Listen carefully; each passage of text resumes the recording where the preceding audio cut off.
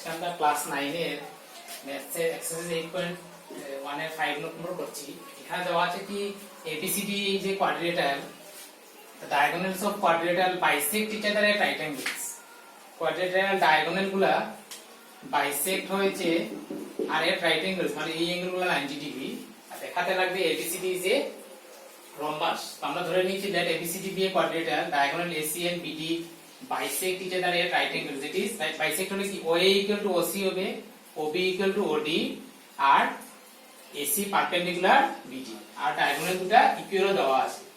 আমাদের দেখাতে লাগবে ABCD is a square. আমরা জানি কি আগে একটা থিওরেম পড়েছিলাম, একটা quadrilateral যে diagonal bisect each other at right angles হয় then it becomes a rhombus হয়। তো থিওরেম তো ABCD একটা rhombus হবে যেহেতু we know that if the diagonals of a quadrilateral bisect each other at right angles then it is a rhombus. So ABCD is a rhombus. আমরা rhombus হলে চারটা side equal, AB BC CD DA all are equal. এখন ADC আর BCD এই দুটো ট্রায়াঙ্গুলারের মধ্যে আমরা AD equal to BC কেন এখন প্রুফ করেছি, and DC is common side, DC equal to DC common side আর AC equal to BD diagonal দুটো given equal দেওয়া আছে। তাহলে ট্রায়াঙ্গল দুটো কনগ্রুয়েন্ট হবে, ট্রায়াঙ্গল দুটো কনগ্রুয়েন্ট হলে সব সমান হবে, therefore কি হবে angle ADC equal to angle BCD, angle ADC equal to angle হবে BCD, ADC equal to হবে BCD, ADC equal to BCD।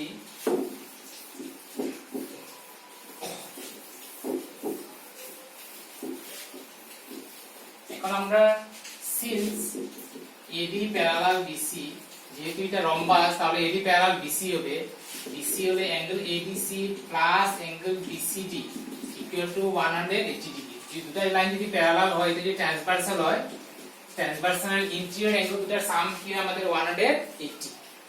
তো ইমপ্লাইজ এটা হবে ADC plus ADC equal to 180 degree because BCD কার সমান ADC এর সমান।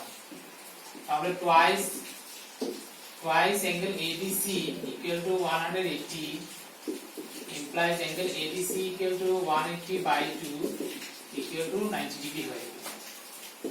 therefore angle D equal to 90 R D যদি 90 হয়, D 90 হলে C ও 90 ডিগ্রি হবে, C 90, therefore angle A equal to B equal to C equal to D equal to 90 degree হয়ে যাবে। কেন 90 ডিগ্রি হবে? because since it is a parallelogram, because rhombus মানে কি এটা একটা প্যারালোগ্রাম, প্যারালোগ্রামের অপোজিট অ্যাঙ্গেল ইকুয়াল হয়ে যায়। তো D যদি 90 হয় B 90 হবে, C 90 হলে A 90 হবে। তো আগে আমরা প্রুফ করেছিলাম কি চারটা সাইড ইকুয়াল আর এখন প্রত্যেকটা অ্যাঙ্গেল 90 ডিগ্রি দেখিয়ে দিয়েছি, তাহলে আমরা লিখতে পারবো যে ABCD is a square, ABCD is a square. Number 5, then number 6 টা করছি আমরা। number 6 দেওয়া আছে কি ABCD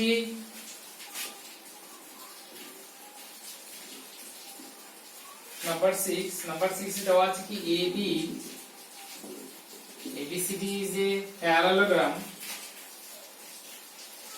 ABCD is a parallelogram। number 6 দেওয়া আছে কি ABCD is a parallelogram and diagonal AC bisects angle A।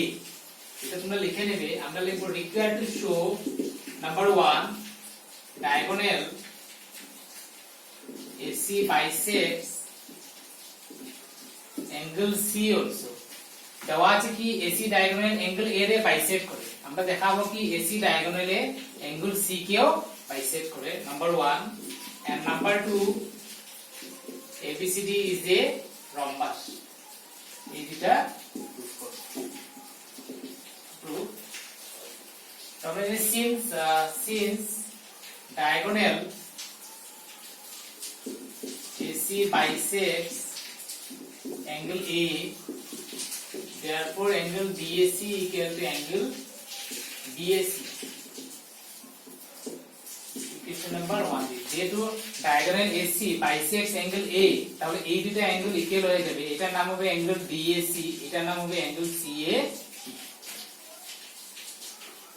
তো যেহেতু এটা একটা প্যারালোগ্রাম, তাহলে আমরা লিখতে পারি since AB parallel CD, AC is transversal, AB parallel CD, AC transversal, তাহলে এই অ্যাঙ্গেলের ইকুয়াল হবে, এই অ্যাঙ্গেলের নাম হবে অ্যাঙ্গেল BAC,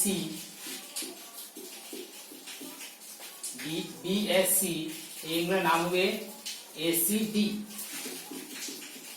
এটা হবে অল্টারনেট ইন্টেরিয়র অ্যাঙ্গেলস। আবার এগেইন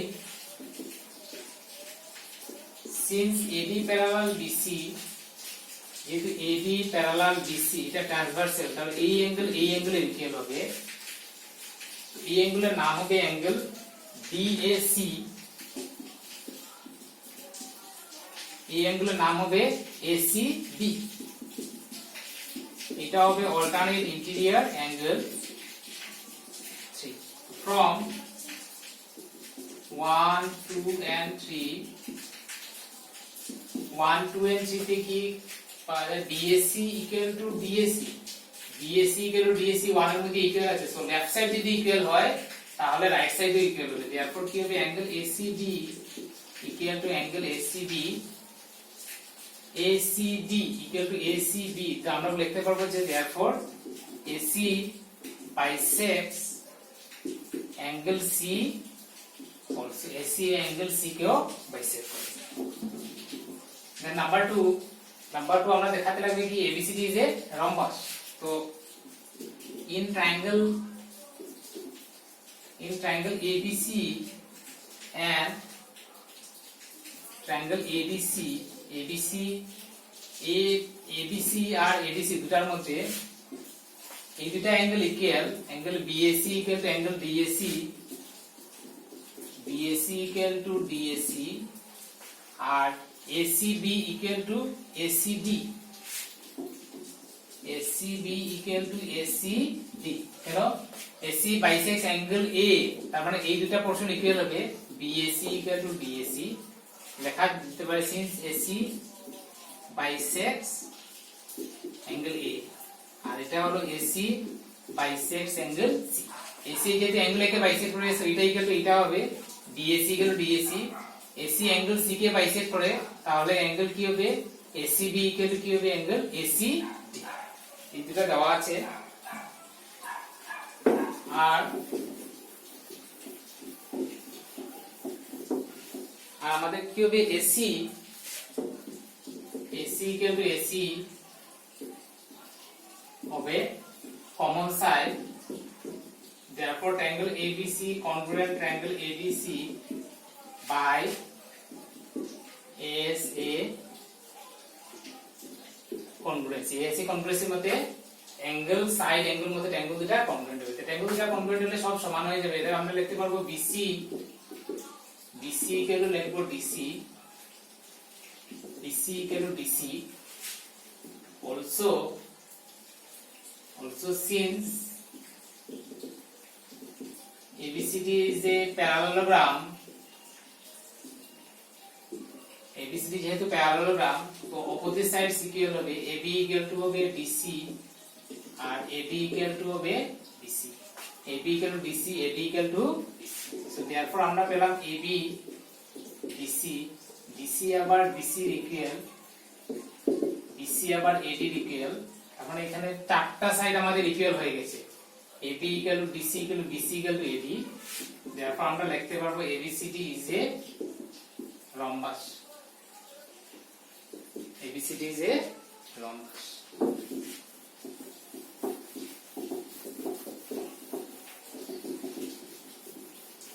এগুলো নাম্বার 6। দেন নাম্বার 7 টা হচ্ছে ABCD যে রম্বাস দেওয়া আছে, ABCD যে রম্বাস, তো দেখাতে লাগবে diagonal AC bisects both angle A and angle C।